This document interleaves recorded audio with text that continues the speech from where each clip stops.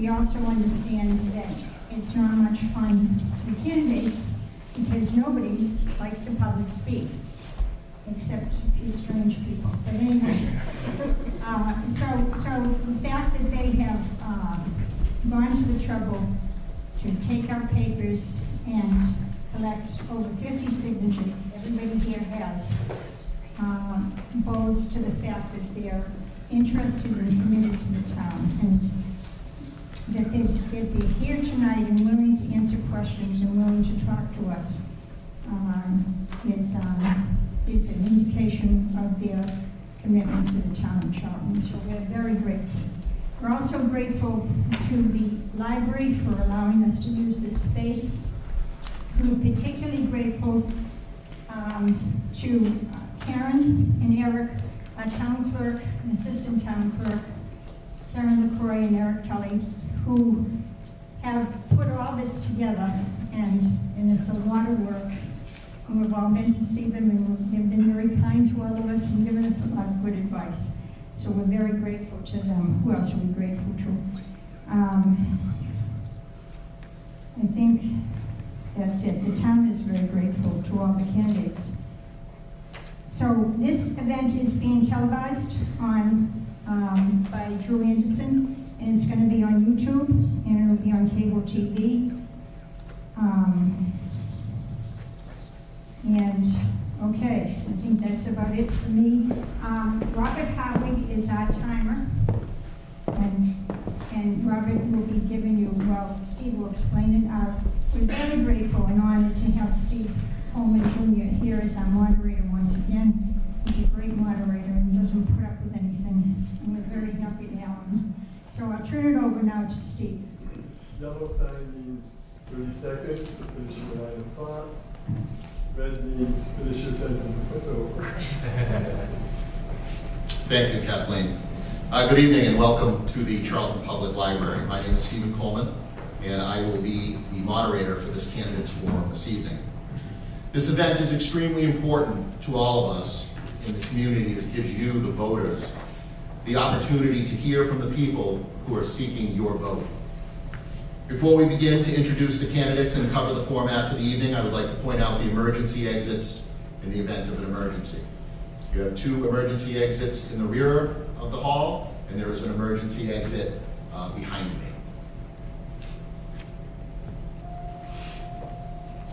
I would also like to ask that anyone who has a cell phone to please place that on vibrate or silent at this time. I want to take a few minutes to go over the format and the ground rules for the candidates that we will be following tonight. First, we will have an opportunity to hear from the candidates who are running unopposed, those that may be seeking a write-in campaign, or those candidates who were not able to make it this evening and have a representative reading a prepared statement. Each of those candidates will have an opportunity to give a 3-minute statement. I will then allow questions from the floor to that candidate. The candidate will have 2 minutes to answer each question. We will then move to the question and answer portion of the night with candidates who are opposed. The questions this evening were written by a few active citizens in the community, as well as some that were emailed to us, providing topics that are of public interest. I will also allow questions to be asked from the floor. However, if in the opinion of the moderator, a question that is asked from the floor is meant to discredit a candidate or is a personal attack, I will not allow the question and it will not be answered. Time will be strictly adhered to in order to be fair to all candidates. Again, I'd like to introduce our timekeeper for this evening, Dr. Robert Hardwick.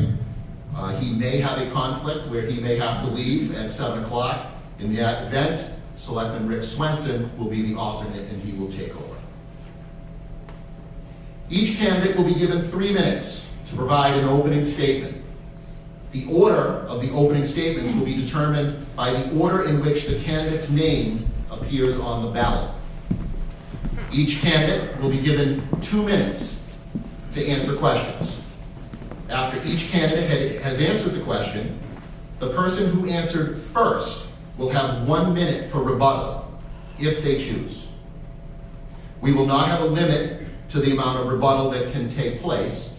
However, I may stop the discussion if, in my opinion, the candidates are rehashing the same points. Each candidate will be given 2 minutes for a closing statement. The first closing statement will be given by the person who had the second opening statement. I would ask that the audience remain silent and that you do not react to statements that are made by candidates. When you have 30 seconds remaining for your answer, Dr. Hartwig will raise the yellow paddle. When your time is up, he will raise the red paddle, and I would ask that you bring your remarks to a close. Now here are the names and the seats as they appear on the ballot. For 1 seat on the Board of Selectmen, Karen Spiewak and Lucas Stevens. 1 seat for the Board of Selectmen, David Singer. 1 seat for the Board of Assessors, Theodore Anthony George Jr. 1 seat on the Cemetery Commission, Bridget Grow, Ralph Harris Jr. 1 seat for the Water and Sewer Commission, Russell Jennings. 1 seat for the Planning Board. Peter Starkis' name appears on the ballot. Mr. Starkis has recently resigned his seat on the Planning Board, so he will not be seeking re-election. So there will be a write-in candidate for this position that we will hear from later this evening. 1 seat on the Planning Board, Alyssa Disick. 1 seat for the Recreation Commission, Diane Doherty, Kevin Moran. 1 seat for the Board of Health, Kathleen Walker, and there will be a write-in candidate, Willie Stevens Jr. 2 seats for Library Trustee, Francis Mower, Stephen Sage. 1 seat, Dudley Charlton Regional School Committee, Stephanie Reed. 1 seat, Dudley Charlton Regional School Committee, 3 candidates, Samir Batar Jr., Kenneth LaFerrie, Jamie Lynn Terry. 1 seat, Southern Worcester County Regional Vocational District School Committee, Clarence Barshaw. 1 seat, Charlton Housing Authority, Geraldine Babbitt.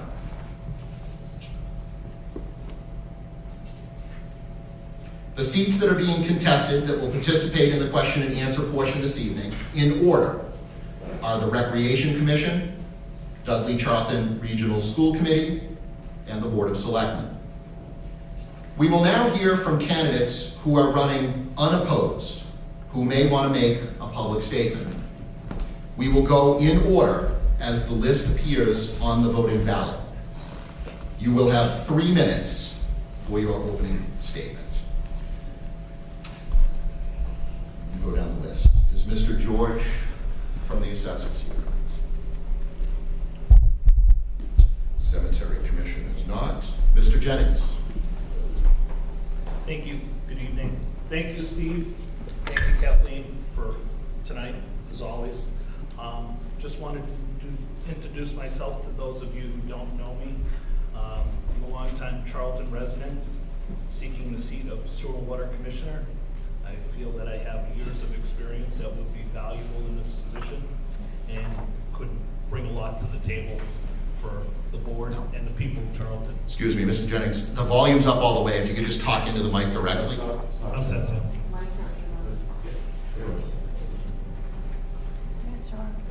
It's on. I can hear it. Testing, testing. Oh. Someone has the magic touch. And naturally, I'm here to answer any questions someone might have this evening. Okay.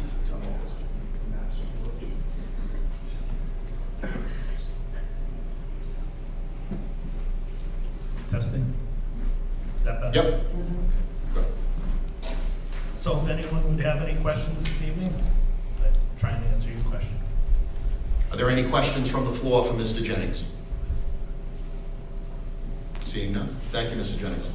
Thank you. I have another appointment, so I have to run to that. But thank you. Thank you for coming, Russ.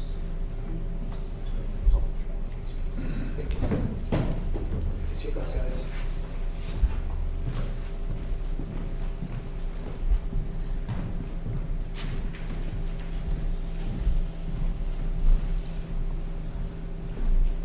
We have a lot of candidates that are not here. I'm just looking down the list, so stand by.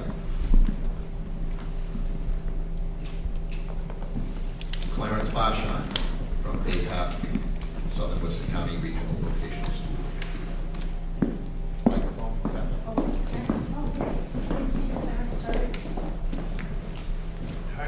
Just start right into the mic. I'm Clarence Basham. I actually, out of the thing, I've been on the school committee paid back for the last 30 years. And I decided I'm able to walk, drive and so forth, so I thought I might as well finish another 3 years if people want me to go. I'm very interested in the school. I think I missed 2 meetings in the last 30 years. One of them was getting a hip replacement, and the other one, I was over in Luxembourg in Germany in the fall. They were dedicating the bridge for the outfit that I worked in 284th Engineers in World War II. So I took that and I needed to go. It was same time as the meeting, so I had to miss the meeting.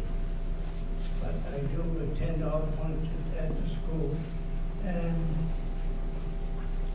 what can I say?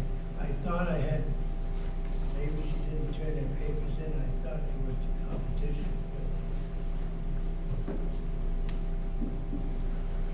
I don't think, I think I was fire inspector for 43 years, so most of the time up till 20 years ago, I've been in every house in town.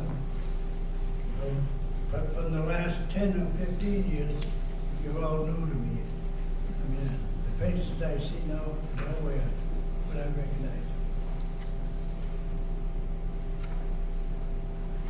Thank you, Mr. Bashon. Are there any questions for Mr. Bashon? We're having a hard time hearing. I can't hear. Yeah, That mic is too. I don't think it was a mic issue. Yeah, it's the mic. Just The mic is-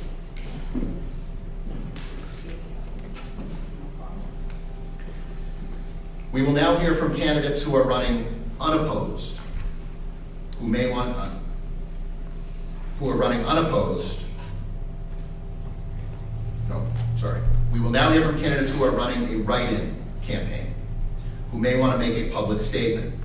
We will go in order as the list appears on the voting ballot, and they will have 3 minutes. However, before I do that, Ms. Walker, who is running for the Board of Health, who is on the ballot, has a challenger, Willie Stevens Jr., who is a write-in candidate, who has opted just to be introduced this evening. So I'd like to introduce Mr. Stevens. He's opted not to make a public statement.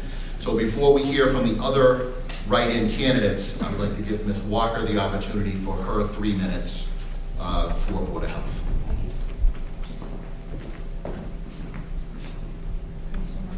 Thank you. So I'm running for Board of Health because I really wanted to be on the Board of Health, not the Board of Selectmen, but when we moved here 24 years ago, and I ran for Board of Health, I lost. But I did a good campaign, and people said, oh, well, you should now run for Board of Selectmen. So that's what I did, and I was on the Board of Selectmen for 12 years. I've done a lot of volunteer work since then, but I miss being more involved, particularly concerned with the quality of water and the protection of our environment. I was on the Board of Health in Burlington, Massachusetts for 9 years and on the state boards of health. So I have a lot of experience with it. We ended up in Burlington closing down a school because of asbestos. We ended up having trichloroethylene in our aquifer, and we had to tell everybody that they shouldn't drink the water. We had a veterinary problem. The vet was a gambler and we had to close down the veterinary place. We had a lot of adventures and a lot of things that happened, including this fellow that had chickens, and he lived next door to an elderly woman who was sickly, and she kept complaining. He finally got rid of his chickens and got some baby chicks, and they all turned into roosters, and it started all over again. So that was the kind of thing we dealt with sometimes. Anyway, I started here in Charlton. When we first moved here, we had a bunch of chemicals that were left over in our garage. I went to town hall. I said, what can I do with these chemicals? And they said, well, we don't have any place for you to put them. You can just dump them in the woods. I was appalled by that response, and I started then trying to figure out a way to have a household hazardous waste day in Charlton. It took a couple of years, and it cost the town a fair amount of money, but we did get it started. And that household hazardous waste day went on for a number of years until Casella finally, we worked out a deal with Casella, and Casella now does those hazardous waste days 4 times a year.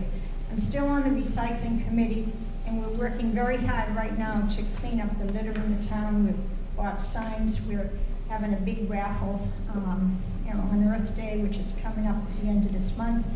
And it should be a lot of fun, and we're working hard to get the town cleaned up, and I guess I have to stop. So I would appreciate your vote on May 3rd for Board of Health, and thank you very much. Thank you, Ms. Walker. The only other write-in campaign that we have here with us this evening is Mr. Don Clay, who will be seeking a write-in for the planning board. Thank you, Stephen. Thank you, Kathleen, for allowing me the opportunity to speak tonight and put this together. Now, my two biggest fears in the world are public speaking and sharks, but we'll try to get through this tonight. No sharks. We got one covered anyways. A little bit about myself. My name is Don Clay. I'm currently an alternate on the planning board. I was appointed as an alternate a few months ago. It's been an interesting tenure so far. I was really not planning on running this year. I figured I could sit back and wait my turn and get an opportunity in the future to do what I wanted to do. I ran last year, so this is somewhat familiar to me. I didn't grow up in Charlton. I've been living here for almost 30 years. I've raised my 3 kids here. They've lived here their whole life. I've got a daughter that's 26, 2 sons that are in their 20s. Both of them were Eagle Scouts, if you permit me to just brag just a little bit. It wasn't my doing, but it helps. The reason I'm running is one, Peter Starkus has resigned, so that left an open seat, and I thought there's 2 things I could do. I could wait and get appointed to that seat afterwards, but I really wanted to run for that 5-year seat because I think I can help.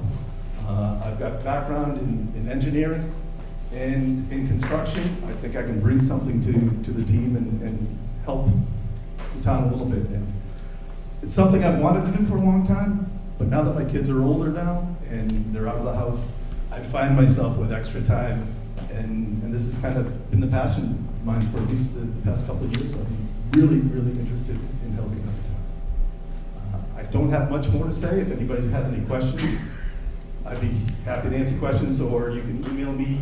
It's don@donclay.net. It's really simple. I'd be happy to answer any questions anybody has. Are there any questions from the audience for Mr. Clay? Oh, we have one. Yes, sir. Question, on the planning board approved the use of marijuana and approved the building of a place that they can get marijuana. What's your take on that? The select board had already approved them to come into town. The planning board really has no say in where they can go because we have no zoning currently for marijuana. It will be on the warrant at this town meeting to allow the planning board to create zones that it is allowed or disallowed. So unfortunately, we're in that position where the best we can do is try to make it pretty and try to, minimize any impact. But unfortunately, the zoning just wasn't there at the time. Follow up? Sure. Do you think that should have been a voted on proposal Um, by the town? I do wish it was. But the town did vote at one point to legalize marijuana. And it was a majority in the town, so the select board took it on that and that authority to approve it and let them in. Anything else? Any further questions? Thank you. Thank you, Mr. Clay. We will now hear from candidate representatives who may want to read a prepared statement. We will go in order as the list appears on the voting ballot. You will have 3 minutes. I believe we only have one candidate that will be reading a prepared statement tonight on behalf of Ms. Terry for the school committee. Is that Ms. Walker, you'll be reading that statement? Yes. Thank you. This is from Jamie Terry. She said, "Good evening, my name is Jamie Terry. I am running for the one-year open seat on the Dudley Charlton Regional School Committee. I am truly saddened that I'm unable to attend tonight's candidate night. I am away with my family on vacation during the school break. As is said, they are only little ones, and our downtime together is very important to me. Even though I'm unable to attend this evening, I would still be happy to answer your questions and tell you about myself. Please feel free to email me if you like at jamie.terry, that's JAMIE.TERRY35@gmail.com. Or read more about my background and experience on my Facebook page by searching facebook.com/vote J. Terry DC School Committee. I'm also more than happy to meet in person and answer any questions you might have about my background or how I plan to make an impact as part of the school committee. I will be helping my 3rd grade Girl Scout troop who are holding an Earth Day clothing drive at the Charlton Elementary School on Saturday, April 28th from 10 to 1. Please come on by and say hi. Thank you so much for your consideration. I look forward to earning your vote. Wishing you all the best. Jamie Terry. Thank you, Mrs. Walker. Is there anyone else here ready to read a prepared statement for a candidate that we did not know about prior to the start? Thank you. We will now hear from candidates who are running opposed.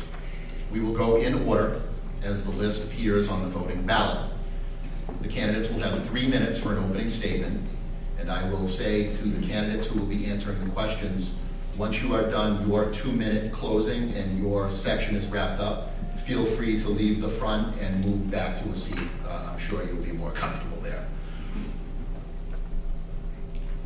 Candidates running for the one open seat on the Recreation Commission are Diane Doherty and Kevin Moran.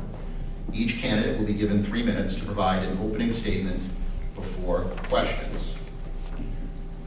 We will start with Mrs. Doherty with your 3-minute statement. Good evening. My name is Diane Doherty, and I'm running for Recreation Commission. Being a resident for 23 years, married for the last 42, I have 4 children that have been involved in the school system as well as all types of recreation. They're now adults, and I'm raising my grandchild, who's now 12, and he's very involved in soccer, has played baseball and basketball.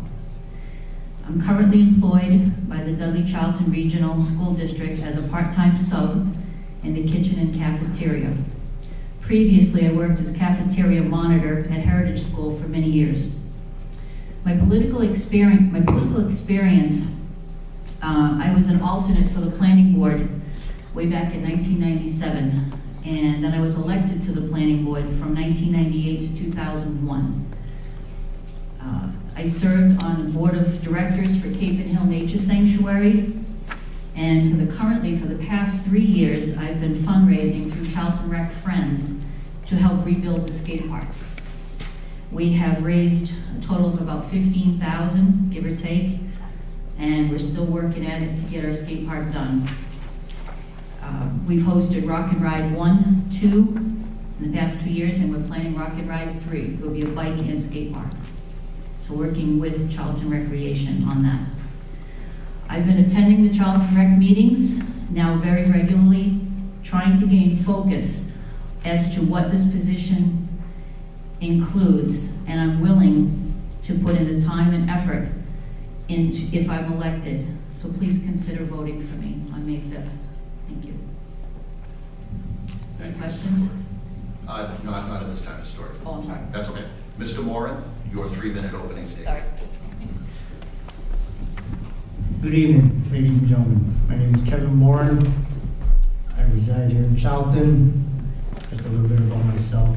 I've owned property in Charlton for the last 25 years. In the last 12 years, I've lived in Charlton with my wife and my 3 children.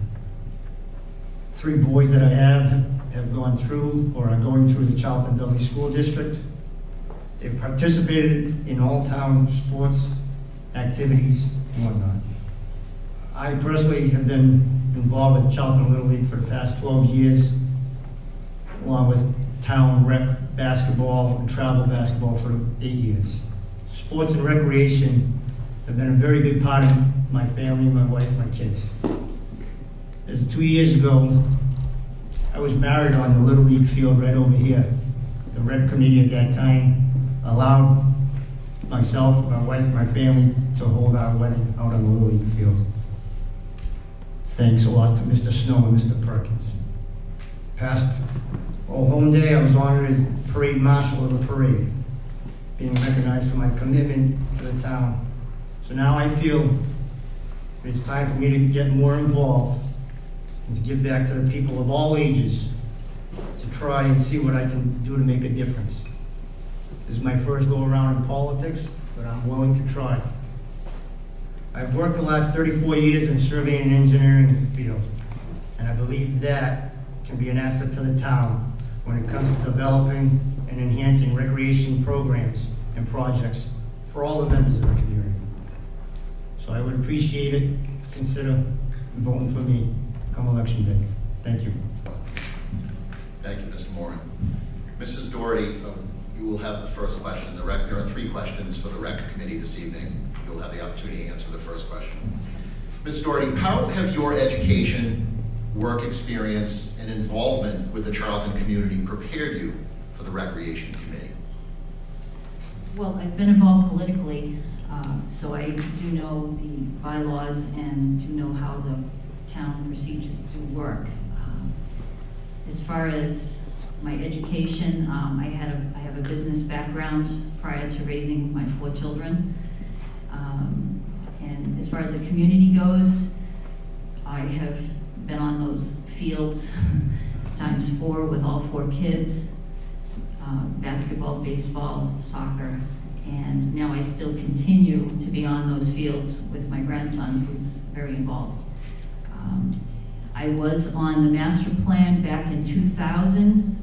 As a planning board member, we worked with the master plan to develop and to identify the needs of the community. And I have recently looked at the new plan, the Charlton Recreation Commission and Conservation Commission, as well as Open Space, have developed a plan in 2017, and it's online, you can view it, but looking at that more to identify the needs. Thank you. Thank you. Mr. Moran, same question. How have your education, work experience, and involvement with the Charlton community prepared you for the Recreation Commission? I believe being involved with the town sports, Little League primarily, has opened my eyes as far as what really needs to be done in town, not only for the children, but for all citizens. I have, as I stated earlier, for the last 30-something years, I've worked for a survey and engineering firm. So with that there, I end up seeing a lot of property throughout and understand what it takes to develop a project, whether it's just a field or a building and whatnot that goes along with the development of these sites. And with that, I do a lot of homework at home and looking at things, and I think just with that, it may end up saving, if I can give just some advice to the board itself from my survey and engineering aspects to whether or not to pursue any projects, so saving the town perhaps quite a bit of money in the long run. Thank you. Mr. Moran, what is the biggest challenge facing the Recreation Commission, and what are your thoughts to overcome that challenge? Being new at this, it's going to take me a few months to get really involved with it, as far as knowing the ins and outs of the rec committee.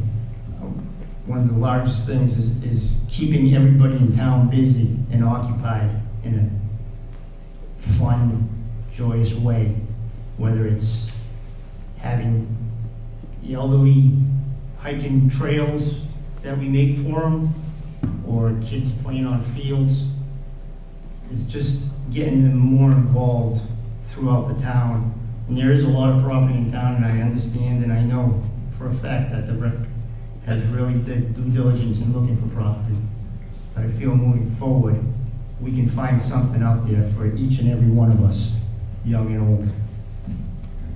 Thank you. Mrs. Doherty, same question. What is the biggest challenge facing the Recreation Commission, and what are your thoughts to overcome that challenge? Well, having worked with Recreation Commission the last few years, working to rebuild the skate park and funding for that skate park, first challenge is money and identifying the needs where it needs to be spent. But the second challenge is really listening to the needs in the community of what they want, and in a way to communicate that better. I don't know how, whether it be through social media or what, but just identifying what people really want to see happen with our town. I feel that the current Recreation Commission is doing an outstanding job and have done so. Thank you. Ms. Doherty, the next question is for you. What new ideas do you have for recreational opportunities that you will be bringing forward to the Recreation Commission for consideration? New ideas. I really taking a good look at the open space and seeing where that can go further. Identifying the needs of the fields and listening to the coaches and to the boards that are involved, hearing what they need to have improved, and going forward. What was the question? The last part? What new ideas do you have for recreational opportunities that you will bring forward to the commission for their consideration? I think listening to the plan that was developed in 2017, which the majority of the community had the opportunity to write about and impact. I think taking a look at that and really trying to come up with some sort of additional plan for the community. Very good. Mr. Moran, same question. What new ideas do you have for recreational opportunities that you will be bringing forward to the Recreation Commission for consideration? I believe after getting on and discussing with the other members and reviewing some of the past projects that they have, and perhaps proceeding forward on maybe tweaking one here or there in the betterment for the town and all its people, will be a benefit.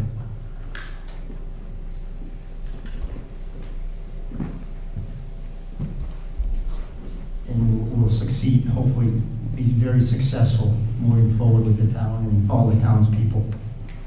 Thank you. Very good, thank you. That concludes the questions for the Recreation Commission. Mr. Moran, you will have the opportunity to deliver your 2-minute closing statement. As I said, I was new at this. My 2-minute closing statement is going to be basically what I had stated earlier. I'm just out there for the best interest of the town of Charlton, whether it's hiking trails, whether it's ball fields, whether it's anything, bike paths, skate parks. I'm just out there willing to do whatever I can do. I spend a lot of time on these baseball fields as a field director for the last 4 years, getting them all set for the kids to play. I've been very involved with the youth throughout, even when my children aren't even playing. I'm down there, we're down there. It's about the kids, it's about the people of the town of Charlton. So the best I can do, whatever I can do, I'll be open ears. I have an open door policy. Any questions, any comments, concerns, I'm available at all times. Thank you. Thank you, Mr. Moore. Ms. Doherty, 2 minutes. When I took out my nomination papers, I was standing trying to get signatures. I had a lot of conversations with a lot of people, and I took a lot of notes. So I paid attention to what they were asking me and what they were expecting of me if they wanted to vote for me. I'd like to continue working with the Recreation Commission. I have nothing but the utmost respect for all of those members who have done an outstanding job taking care of our town and our town property for the last many years. Great bunch of people. So I would hope you would consider, because I will give the time and I will give the effort and I will listen. Thank you. Thank you very much. Are there any questions from the audience? Ms. Walker. Thank you. As a senior citizen, I'm 75 years old, and I'm concerned that we don't do enough for the seniors. There is a couple of hours of yoga at the senior center. That's about it for all the seniors in the town. And I think the seniors need to be brought more into focus in recreation. I really think that there's a lot of health benefits that they can be achieved with more organized programs. And I wondered what your thoughts are about that. Both of you. Who answers first? Ms. Doherty. Well, having recently become a senior citizen myself, it is a concern of mine. And any suggestions that you would care to make, if I was elected, I would definitely be listening to those and how we could work together to achieve that goal. Mr. Moore. I feel the same way. Whatever we can do, there's so many resources out there to better each and every person in this town, whether it's young or old. There's so much out there at our fingertips that we just need to grab on and utilize. Are there any additional questions for the Recreation Commission candidates? Seeing none, thank you both. If you'd like to retire to the audience, you may do. Mr. Swenson has now taken over as our timekeeper, and I would ask Mr. Swenson if you just come up to the front row just so you're more visible to the panel. That would be great.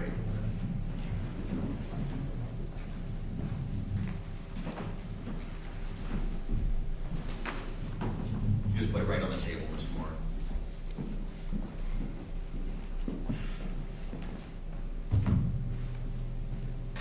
We will now hear from the candidates running for the one open seat on the Dudley Charlton Regional School Committee, Samir Bitar and Kenneth LaFerre. Each candidate will be given 3 minutes to provide an opening statement before questions. Mr. Bitar, you have the first. Thank you. Good evening, my name is Sam Bitar, and I'm running for the one-year seat on the Dudley Charlton Regional School Committee. I'm the father of 3 school-aged children enrolled at Heritage and Charlton Elementary Schools. My family moved here to Charlton back in November. My wife and I chose to move to Charlton because we found that the schools were committed, nurturing, and supportive and will help our children realize their full potential. I'm eager to start working for the residents and students of Charlton. Prior to moving to Charlton, I resided in Oxford, where I served my community as a member of the school committee, serving as chairman for 2 of the 3 years of my term. During that time, I advocated for a fair and responsible budget, promoted rigorous instruction and course offerings at all grade levels. I supported our dedicated staff. I participated in contract negotiations with all of the district's collective bargaining units. And I led the committee in participating in the Mass Association of School Committees district governance program. During my tenure on the committee, the district went from a level 3 accountability rating with the state to a level 2, and the high school during that time went from a level 3 to a level 1, one being the best. I also served on the town's master plan update committee, in which I advocated for economic development to reduce the tax burden on individuals and families while promoting growth in the town. I've worked at Webster 5 for the past 17 years. I'm currently the Vice President and Business Systems Manager. I also serve as Executive Director of the bank's Charitable Foundation. I hold a bachelor's degree in business from Assumption College and a master's degree in finance from Clark University. As a new resident, I bring my past experience, a fresh set of eyes, and total commitment to the community. I'm excited to contribute to the success of the district. In light of the recent news of the superintendent's resignation and with 2 longtime school committee members not seeking re-election, the district deserves a school committee member who can hit the ground running. I know firsthand the level of commitment required to be an effective member of the committee, and I promise to devote the time and effort necessary. As a member of the committee, my commitments are to 1, advocate for the passage of a responsible budget that's fair to the students and taxpayers of Charlton. 2, to strengthen the in-district special education programming with the goal of educating our children in our community with their peers when that is in the best interest of the child. Increase transparency within the district to highlight our achievements and to ensure the community is aware of upcoming important decisions the committee needs to make. 4, review the district's policies to identify updates that are needed and to identify new policies for the committee's consideration. And finally, to engage our statewide leadership in matters pertaining to education, particularly updating the Chapter 70 funding formula, reducing unfunded mandates, and ending the high-stakes nature of testing. I would be honored to have your vote on May 5th. Thank you. Thank you. Thank you. Good evening. My name is Kenny LaFerriere, and it's with pride that I'm a candidate for the 1-year seat on the Dudley Charlton School Committee. On behalf of the community, I want to thank Mr. Raymond Chunk for his years of service allowing the seat to be open, so thank you. I have deep roots here in the community. I was born and raised in Dudley, a proud Shepherd Hill graduate, now living in Charlton with my wife Kim, also a Shepherd Hill graduate, and my 2 boys, Cameron and Caden. Cameron is attending kindergarten at Charlton Elementary School, where I'm also a member of the school council. I am overjoyed to have the opportunity for my children to benefit from the education my wife and I received. Kim and I are an excellent example of what happens when children receive the quality education that they deserve. Our education in Dudley and Charlton laid the foundation for our success in college and beyond. My wife went on to receive her Bachelor's of Nursing degree and is now happily employed as a pediatric nurse.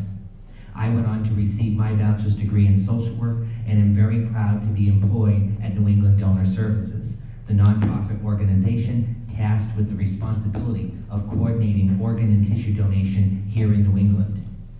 Some of the accomplishments that I can bring to this committee and leadership experiences are as follows. As I mentioned, I'm a proud Shepherd Hill graduate and an alumnus of our wonderful schools. Both my wife and I are excellent examples of that. And I have a unique and valuable perspective to bring a graduate of the schools to the committee, to give that perspective and that insight for the future success of the schools. That invaluable knowledge and experience will continue to reinforce the education system in Dudley and Charlton. In my professional development, I am a hospital relations coordinator, seems to be getting worse, and directly responsible with improving and maintaining the culture of donation within 7 different hospitals in the New England region. The experience has given me the knowledge on the importance of communication, leading by example, and made me the public speaker that I am today. Some of the initiatives I'd like to focus on in the first year and moving forward if elected is I would like to work with the state legislators to return to the promises of complete 100% transportation reimbursement. Schools were encouraged to regionalize as a cost-saving measure, and it's apparent that their promises that were made for regionalization reimbursement is not happening. Secondly, I'd like to continue to see collaboration between the school committee and both towns, boards of selectmen and finance committee to continue conversation and work together to enhance and better the schools for all. Thank you for your time. Thank you. Mr. Bitar, you will have the first question. With the recent announcement of School Superintendent Greg Desto stepping down, this will clearly place a large hole in the administration of the schools. What traits will you be seeking in a new school superintendent? Thank you. So let's just take a moment and talk about Mr. Desto and what an amazing superintendent he is. For anybody who has kids in school, to get his voicemail messages when there's a cancellation or a delay, it was quite a welcome to the community to get those. But at any rate, I think some of the most important characteristics for a superintendent is you need someone who's a strong instructional leader. You need someone who will not be afraid to go into each of the school buildings and interact with students and teachers and principals. Mr. Desto does a great job with that. I have seen and heard of experiences outside of this district, some superintendents that never leave the central office.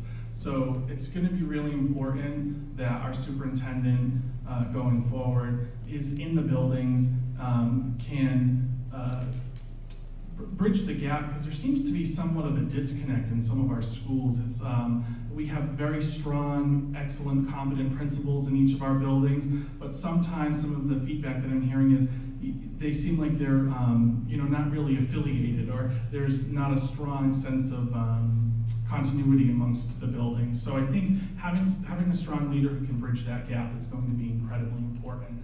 And then finally, the superintendent is the CEO of the school district, and you want to have somebody that has a strong sense of management, both with the people and also with the finances. Our budget is $15 million. It's a lot of money for somebody to be responsible for, and as the school committee members, there's some fiduciary responsibility, but you really want to make sure that your CEO, your superintendent, is on top of that. So, thank you. Mr. LaFerriere, same question. With the recent announcement of School Superintendent Greg Desto stepping down, this will clearly place a large hole in the administration of the schools. What traits will you be seeking in a new school superintendent?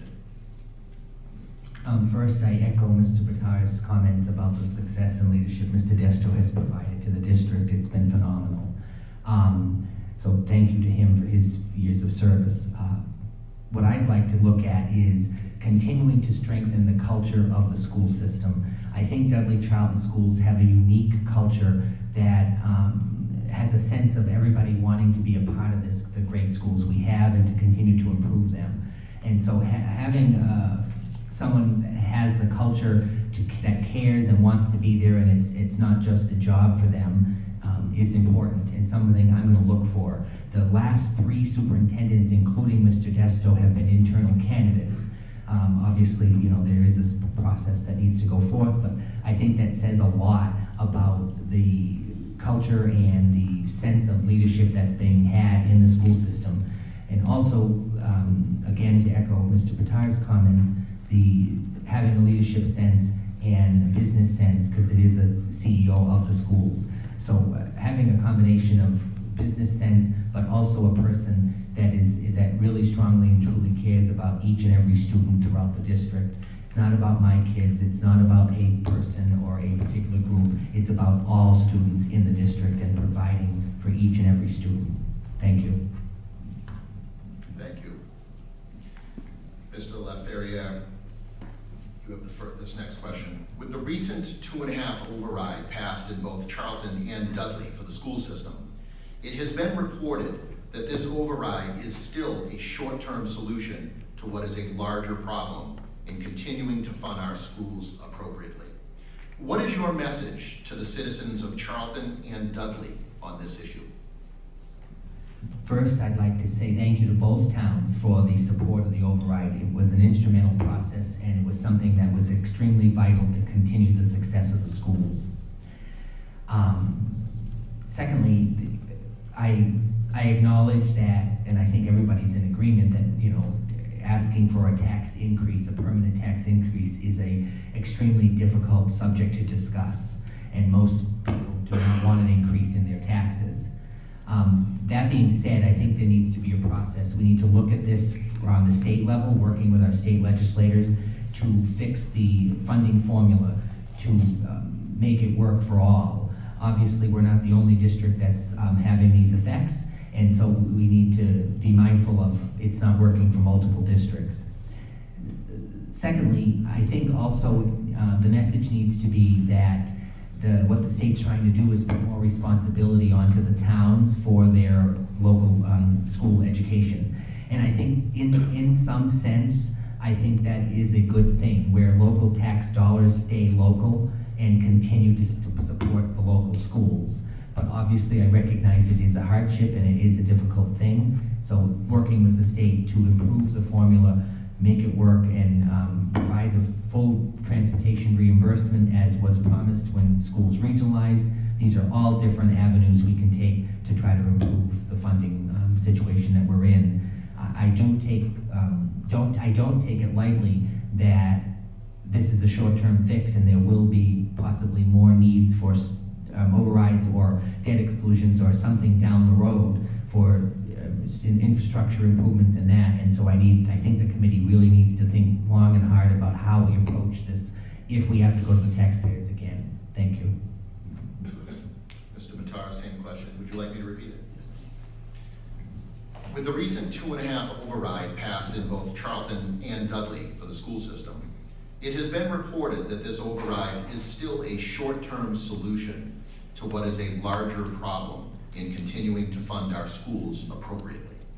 What is your message to the citizens of Charlton and Dudley on this issue? Thank you for repeating the question. My memory's not as good as it used to be.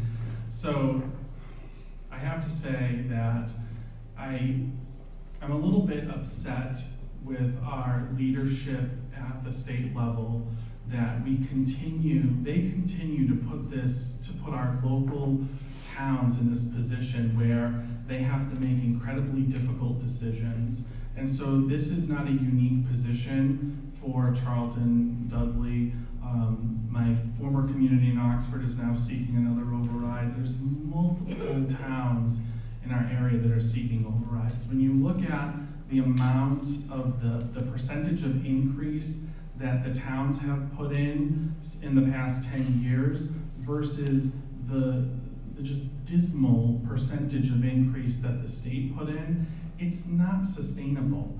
We have an obligation as the Commonwealth of Massachusetts to make sure that no matter where our children live within the state, they deserve to get a quality education. It doesn't matter, it shouldn't matter if they live in Southbridge or Charlton or Worcester or Newton or Wellesley.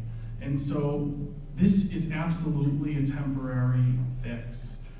I supported the override because I truly believe that the schools needed the funding, but it fired me up a bit and I'm angry. And I think what we need to do is we need to, not just the school committee, the residents in towns, we need to be firing off emails and phone calls to our elected officials who are sitting up at Beacon Hill and passing these laws and tell them, no more unfunded mandates. You need to fix how you fund education in the state, and you need to do it because these kids don't get a do-over. Thank you. Mr. Bitar, school shootings have recently been brought greater national attention since the deadly shooting in Parkland, Florida.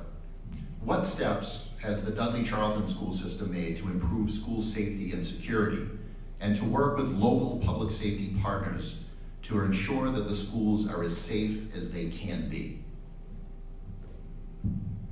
I hate that we have to talk about this. As a father of 3 children, it's probably one of my biggest fears in my life to think that we send our kids somewhere to be safe and there's a possibility that they can be harmed in such a horrific way. Part of what I know that the schools have done is they have instituted several safety measures. There was, I don't remember the terminology for it, but these mechanisms that they can put under the doors to lock the doors. They conduct drills, which, you know, as kids we did fire drills. Now our kids are doing lockdown drills and stay in place drills. It's a sad state that we live in, but it's my understanding that there's also some security cameras and improvements that are going to be happening and going into place. What I'd like to see is an active school committee, subcommittee for safety. A lot of what is happening in schools to keep our kids safe actually should not be discussed publicly. And there's actually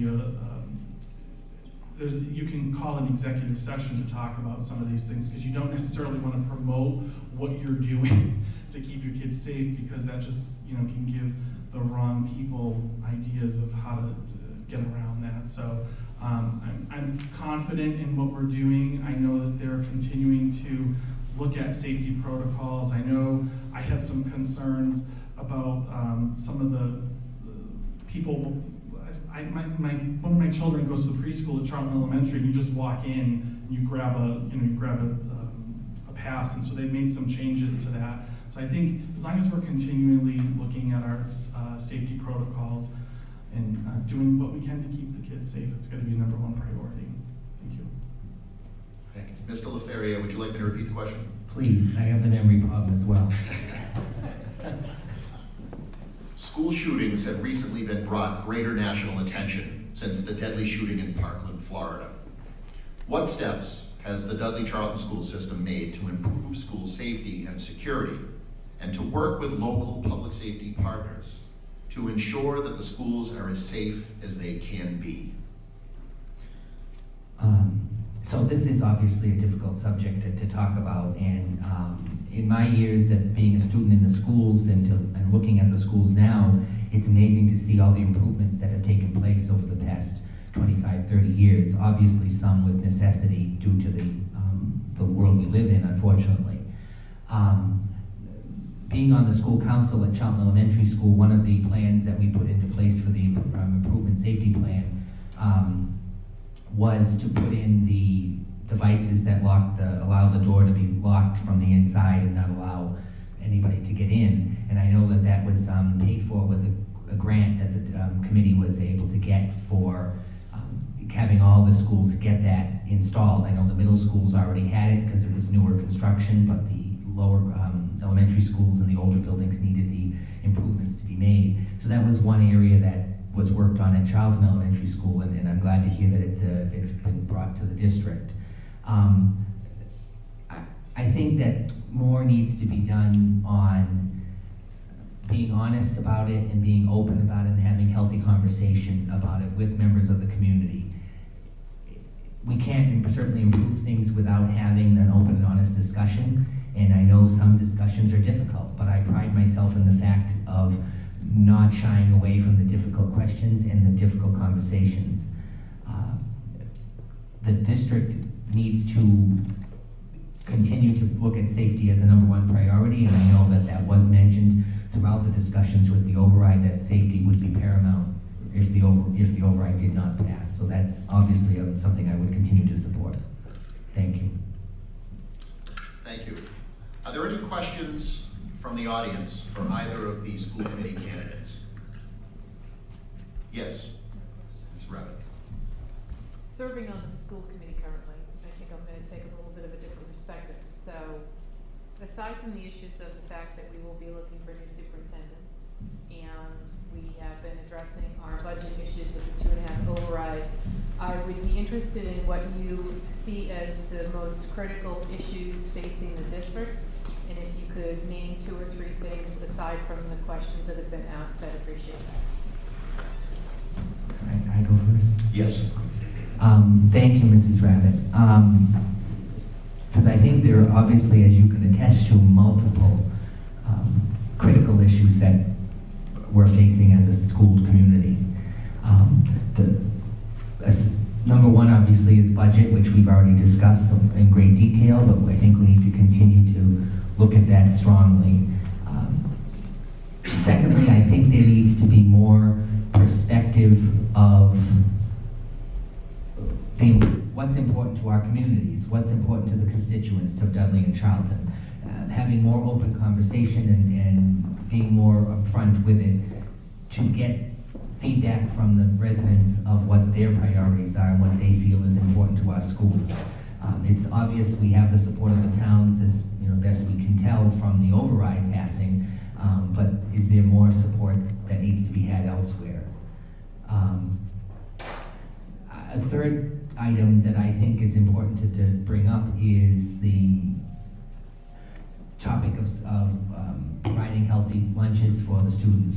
I know that that's been something that's been looked at through the years, and I know that there's state involvement and lots of red tape that can happen with the process, but seeing if we can provide the best possible breakfast and lunches for the students is important for them as part of their overall learning day. It's not just about the education, it's about providing sustenance for them to have a good day and get through the community and deal with some of the socio-economical impacts of the different towns for Dudley versus Charlton and so forth.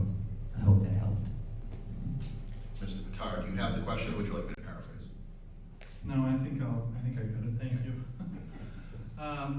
So this is a tough one, right, because there's a lot of issues pertinent to education right now. So some of the things that immediately come to mind is some of the infrastructure of our school buildings. I think that we're getting pretty close to the point where we need to start talking about the actual buildings themselves. I know in my short time in the community, I've seen water damage at Heritage. I think Charlton L has the distinction of being the oldest unimproved, or oldest building, or building to not have improvements in the longest amount of time. So I think that looking at our actual buildings is definitely important. I think we also have to talk about uncertainties with state funding, and I know I touched on that a little bit, but also uncertainties with federal funding. So we get a lot of benefit from a lot of federal monies in terms of the federal school lunch program, Title I assistance to our students, and those federal programs and mandates, and with all the craziness going on in Washington, that's concerned because that could potentially impact real dollars that come into our school community.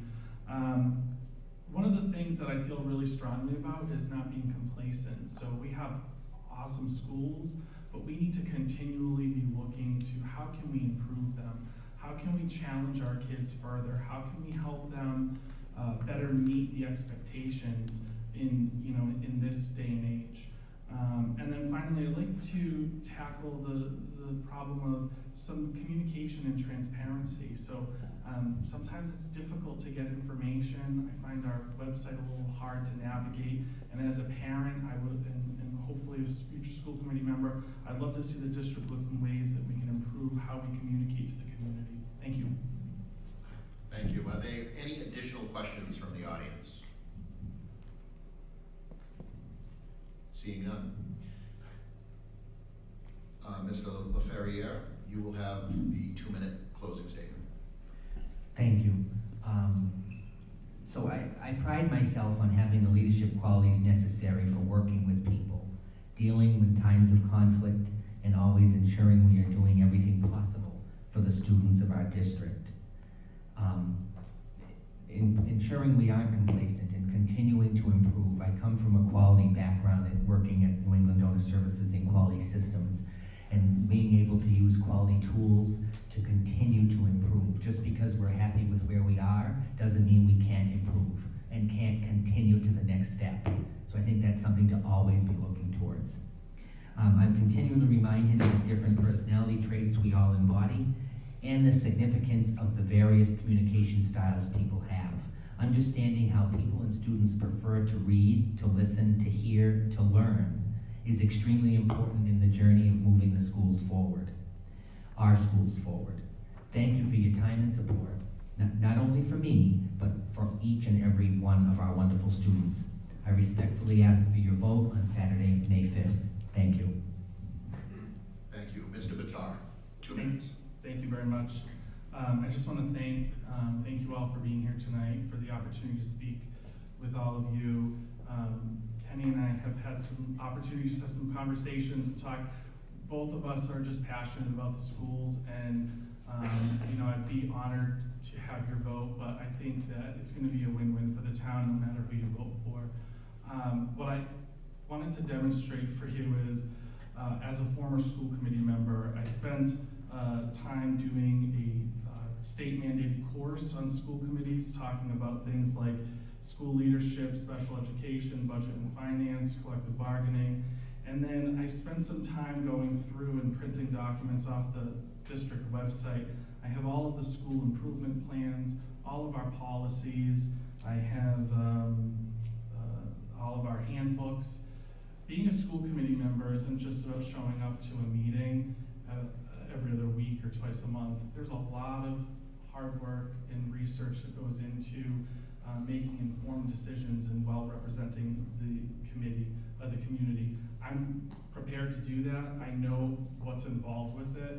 I think I'm a little loony for trying to do it again because I know the amount of time that it takes, but I do it because I care, not just about my children, but I truly care about all the kids in our community, and I want to help make the schools a better place for our community.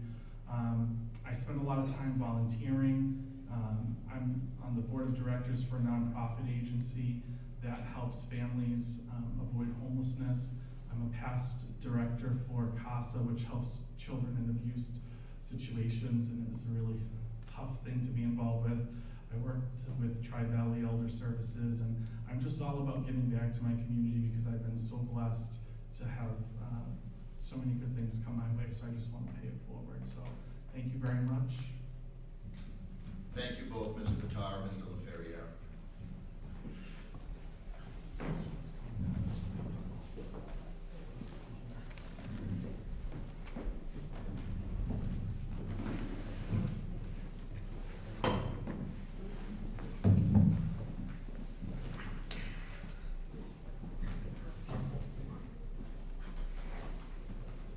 We will now hear from the candidates running for the one open seat 1 position on the Board of Selectmen, Mrs. Karen Spiewak and Mr. Lucas Stevens, and also for a candidate for the open seat 2 position, Mr. David Singer.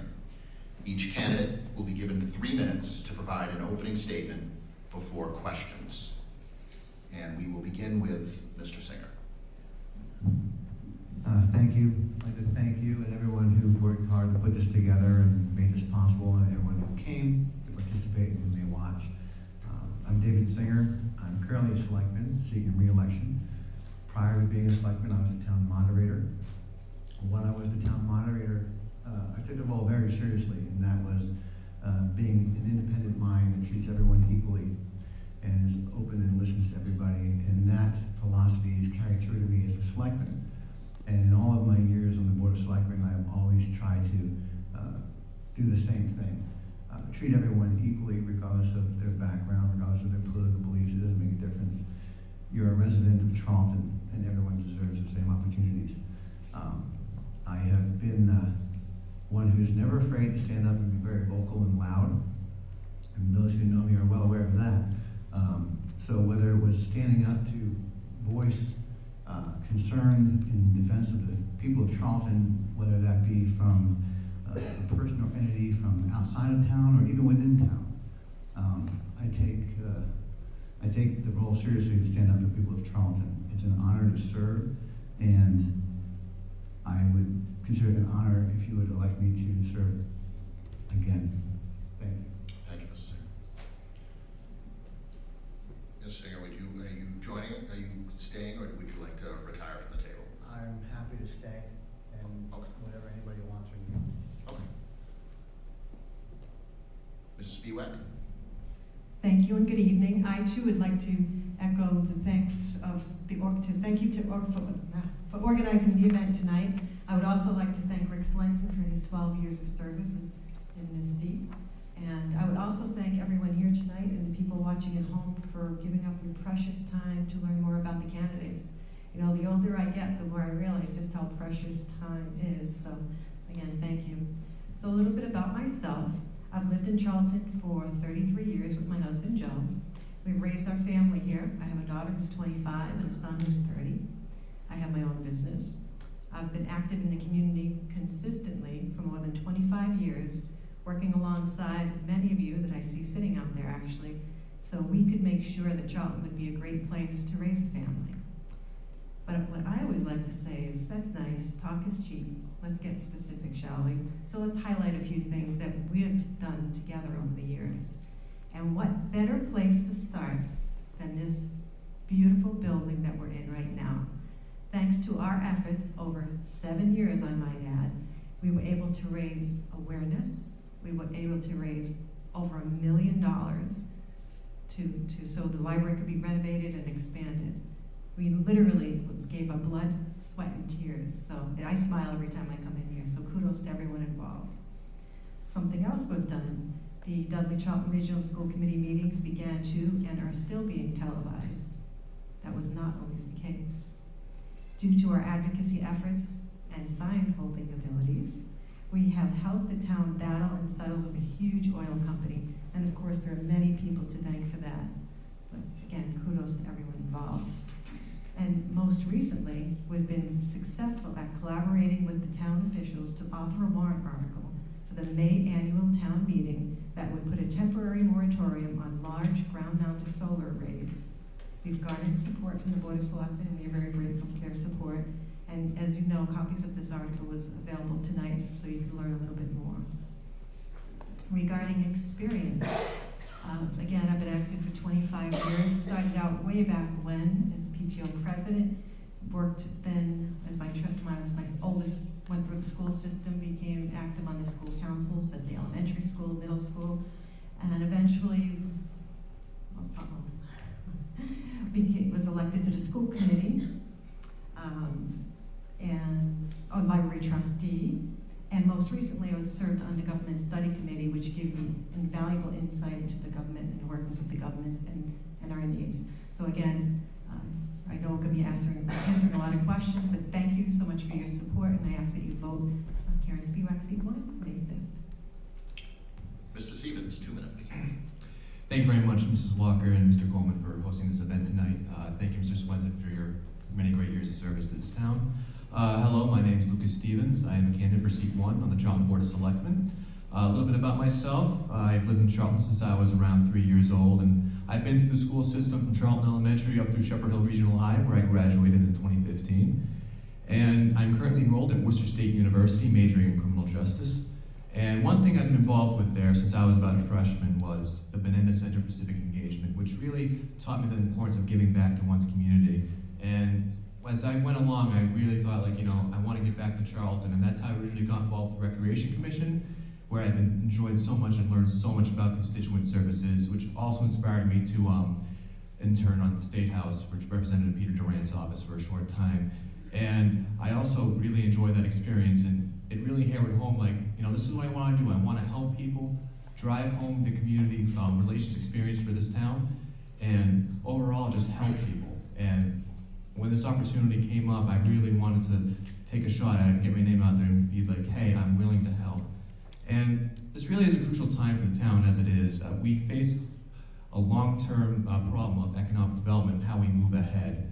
There are certain issues, especially on Route 20 corridor, such as traffic management issues, infrastructure, and of course, unrelated, but the long-term education funding issue. And as we go along tonight and I answer your questions, I hope I hope we can find that way forward to move forward as a town in resolving these issues. Thank you. Thank you, Mr. Stevens. Mr. Singer is running unopposed for the C2 position, and he wants the focus tonight to be on the 2 candidates for seat 1 answering the questions. So he won't participate in the next 7-question series, but I will ask anyone in the audience if they have any questions for Mr. Singer. I'd like to know, you're running for re-election, and these 2 people are running because there's an open seat. Why don't the 2 highest vote getters get those 2 seats? So some towns do their elections that way. Charlton, some towns do it that way. Highest vote getters get the seats. Other towns don't. The town of Charlton doesn't do it that way. In the town of Charlton, you identify the seat that you want to go after. There are pros and cons to either way. There are games that can be played with the elections with either system. I personally like this system because when you have just the highest vote getters, it's simply a popularity contest in many instances, and you have bullet voting and games that are played. With the way we do it here in Charlton, you actually have to identify a seat to go after and have a case and have a cause to do that, and then state your position and why. That's just my personal opinion on that. But that's why we do it this way in Charlton. It's different from other towns. Some towns do it our way, some don't. Thank you. Any additional questions for Mr. Singer? Hearing none, thank you, Mr. Singer, for participating this evening.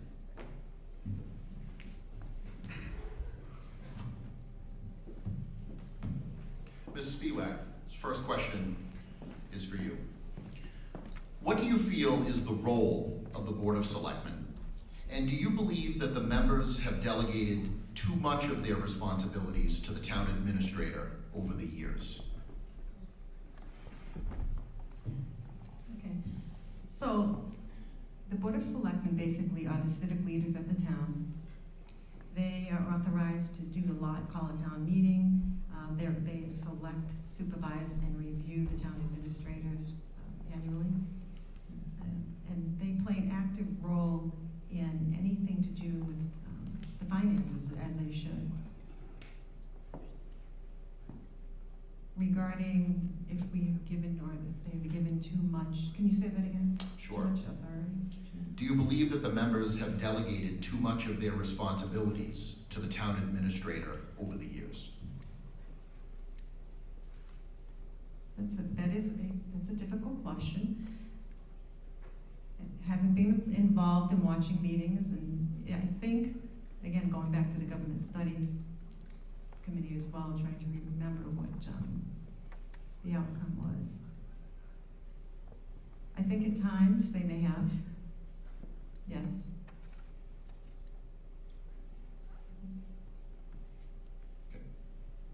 Mr. Stevens, what do you feel is the role of the Board of Selectmen?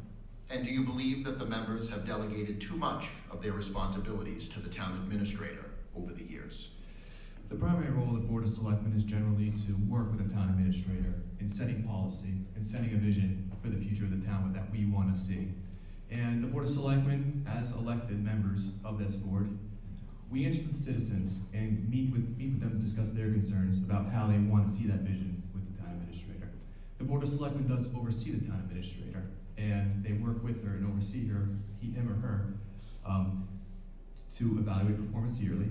And in regards to delegation, it's really, you can really simple it down to a case-by-case basis. I mean, with the current administrator, Mrs. Craver, she has really done a lot for the town, especially in regards to the ExxonMobil settlement. That was a heck of a battle. I remember that very well, and to be able to get that water line settlement is a great achievement. However, in regards to this overall delegation, I feel like it's more of a team effort, not really a delegation. The town administrator does act on behalf of the Board of Selectmen. However, I don't believe that overall it's been too much, too much delegation. Thank you. Mr. Stevens, how have your education, work experience, and involvement with the Charlton community prepared you for the Board of Selectmen? Thank you. So like I said, starting my freshman year of college, the Center of Civic Engagement, I really learned about the importance of giving back and helping your community in whatever way you can. And as a criminal justice major at college, I've always had the focus of working in the public sector sometime in the future. And for the past year, I've been working in the Recreation Commission and been working hand in hand with our Conservation and Recreation agent, Todd Gerard. And I've been able to discuss with him and other Recreation Commission members just how certain issues affect us. And I've also been learning specifically how important, once again, constituent services are. Whether it's helping out the softball or baseball teams, just figuring out their schedule and making sure they all get equal playing time, or just helping out a resident or a parent who has concerns about the conditions of the fields of which their children play on. So overall, I feel like I have the experience, not a lot of experience, however, I have the drive and the dedication to make sure I can be able to give back to my community in whatever way I can. Thank you, Mrs. Spiewak. Same question. How have your education, work experience, and involvement with the Charlton community prepared you for the Board of Selectmen? Well, again, being involved for 25 years, I've certainly learned a lot. I think the most I've learned was that when I sat on the Dudley Charlton Regional School Committee. Someone used the analogy, it was like drinking from a fire hose. It's very, very true. There was so much to learn, but it gave me valuable insight into the budget process, which to say it's complicated is an understatement, folks. I believe as select person, I could hit the ground not only running, but I'm halfway down the road. I also do with my business, and what I've been doing for years, is actually teaching leadership seminars.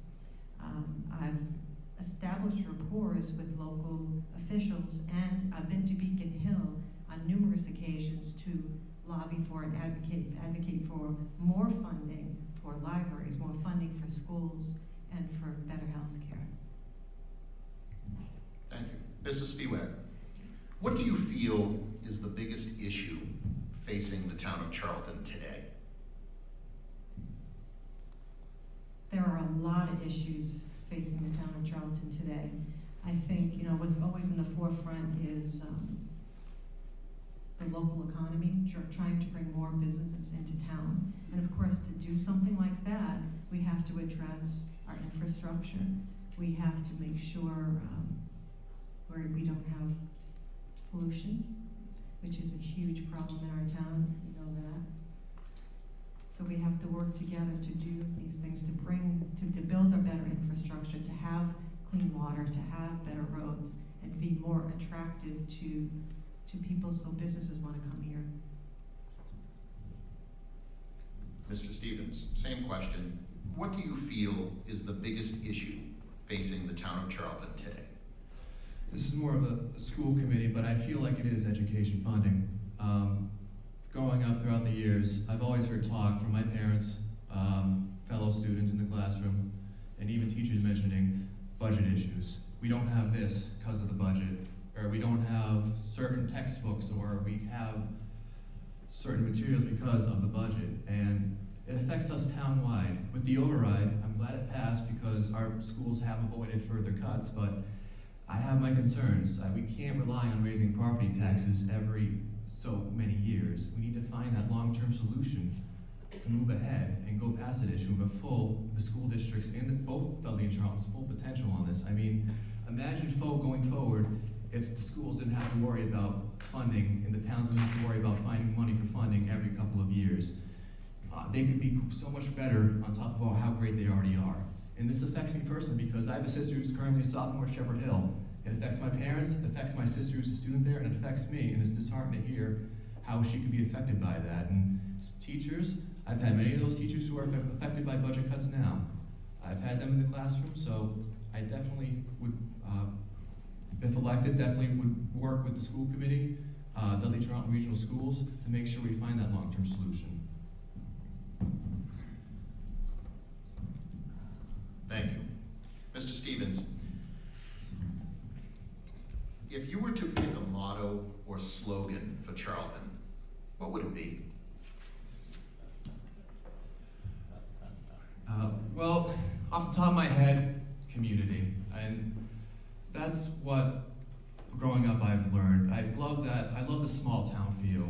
I mean, whether it's seeing so many people you know, especially here tonight, so many great people who are involved, whether it's here, at the town hall, downstairs in the library, or at school, Even today, I see so many people around who I've graduated high school with. And the thing I love about Charlton the most, and why I eventually want to settle down and raise my own family here, is due to the fact that it has that community feel, and that everyone comes together to find those solutions, like how we are tonight. We're here discussing these issues, these pertinent issues, and that makes me proud. So, essentially, bottom line, community in a way, off the top of my head. Thank you. Mrs. Spiewak, if you were to pick a motto or slogan for Charlton, what would it be?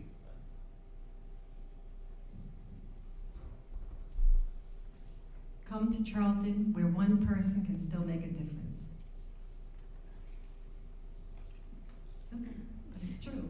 That's one of the things that I love about this town. You can get up at the open form of government, you can get up and voice your opinion and be heard, and you can advocate for and get change. We've done it, I've done it, we've done it together. So yeah, come on to Charlton and make a difference. When your voice counts, one person can make a difference. Thank you. Mrs. Spiewak, what have you done to prepare yourself for this role in terms of really learning the issues that each of the departments in the community face on a daily basis?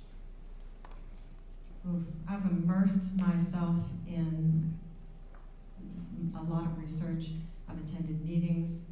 I used to go to bed at night reading Mass General Law.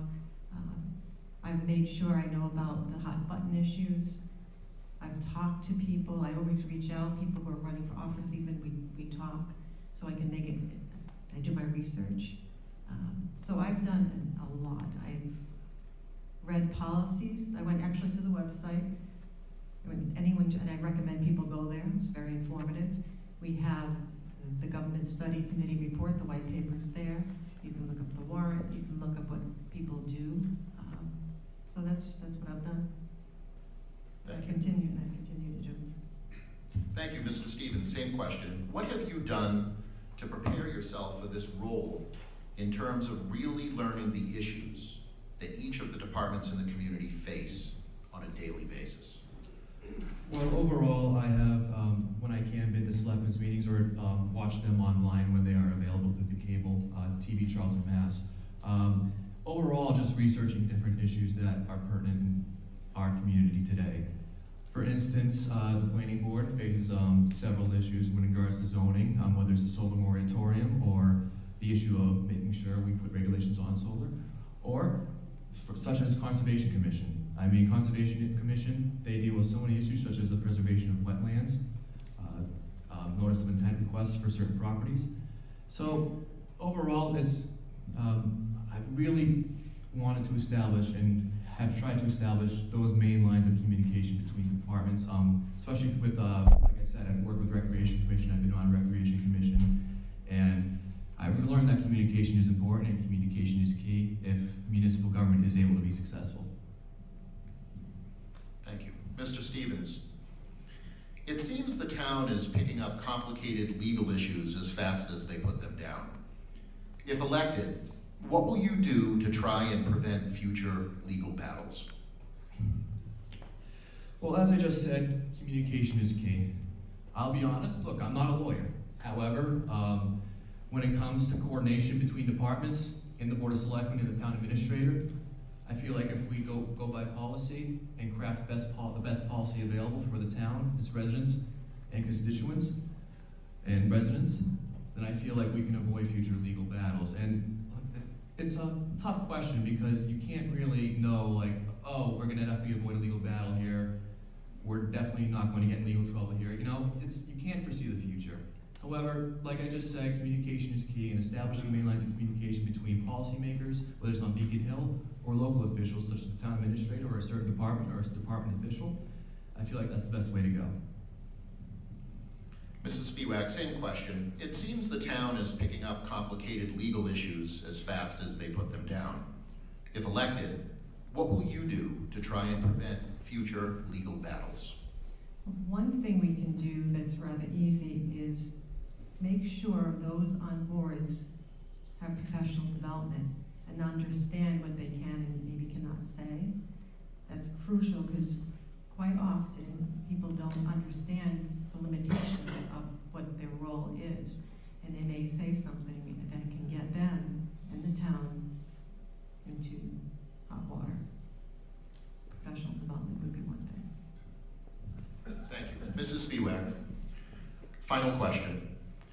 What would you do to help avoid conflicts of interest and increase transparency within all of our elected and appointed officials?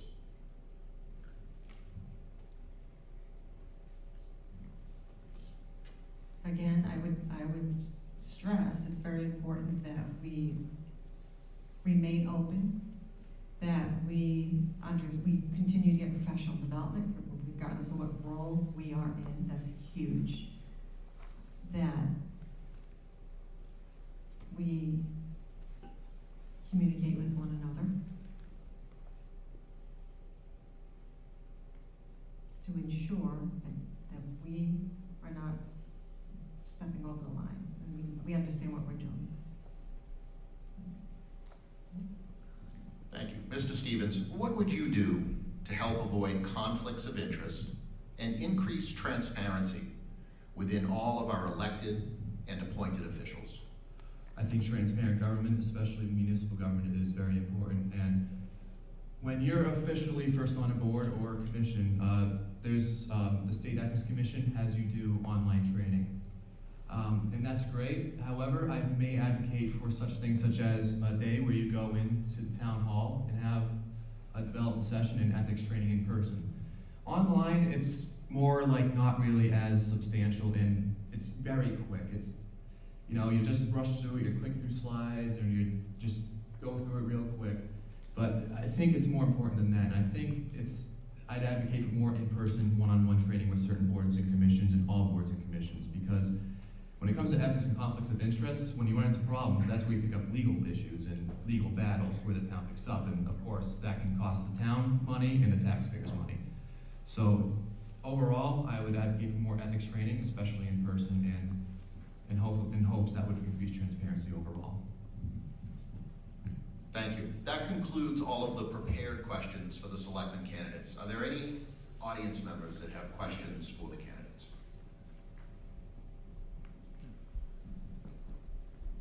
Good evening. I voted for Proposition 2.5 override. Excuse me, sir. Sir, hold on one second. We're going to get you a microphone. Can't hear. I can talk louder. If I can't hear you, they can't hear you.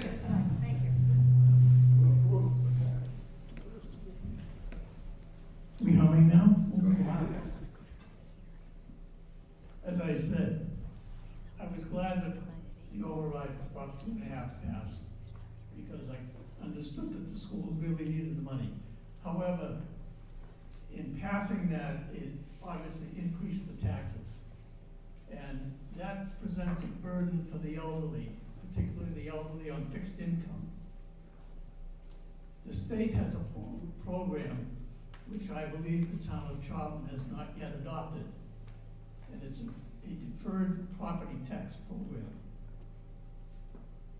And I'm wondering whether you two would support, either one or both of you would support adopting that program.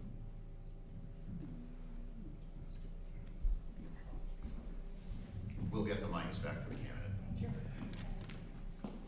Who's first? Mr. Stevens. Thank you for your question. Obviously, like I said, raising property taxes in an override is something we should not take lightly.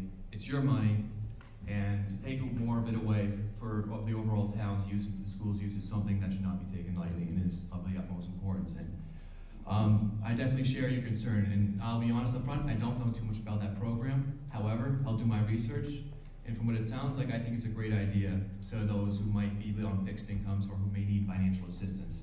Because if someone is on a fixed income and is struggling as it is, these property tax increases are definitely not beneficial to them, and I would definitely do whatever it takes to make sure everyone gets a fair play and that everyone is able to live comfortably and not have to worry about their finances. Thank you. I know the town of Charlton would do a lot to help, and has done a lot to help their senior citizens, and I believe we have an abatement program in place right now.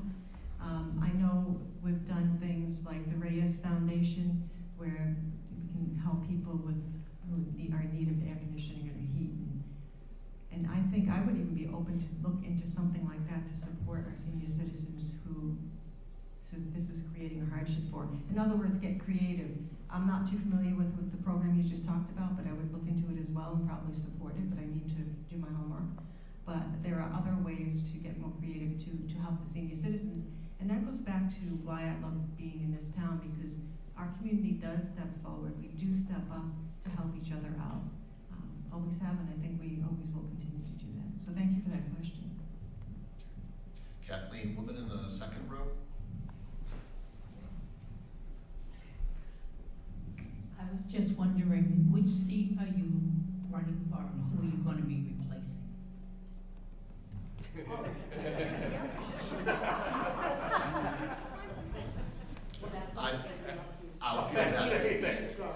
I'll field that question for those that didn't get it in the back. The open seat is Mr. Swenson's seat. Yeah, I didn't realize who they were.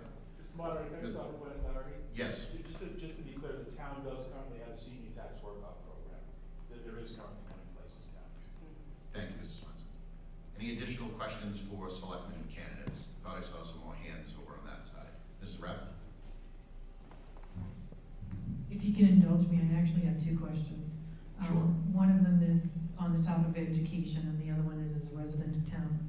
So first, on the topic of education, there's a lot of conversation from many of the candidates tonight regarding the education funding piece.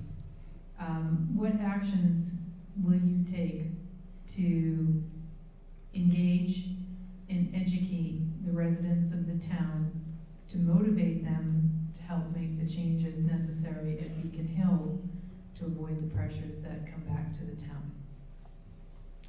So Mrs. that's Spiewak. question one. And I'd like to handle the question separately. So, Mrs. Spiewak?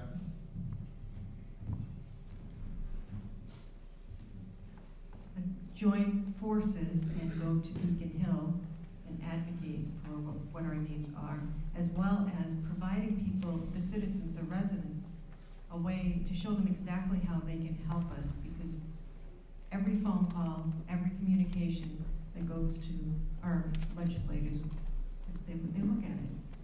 So we need to work cooperatively to do something like that.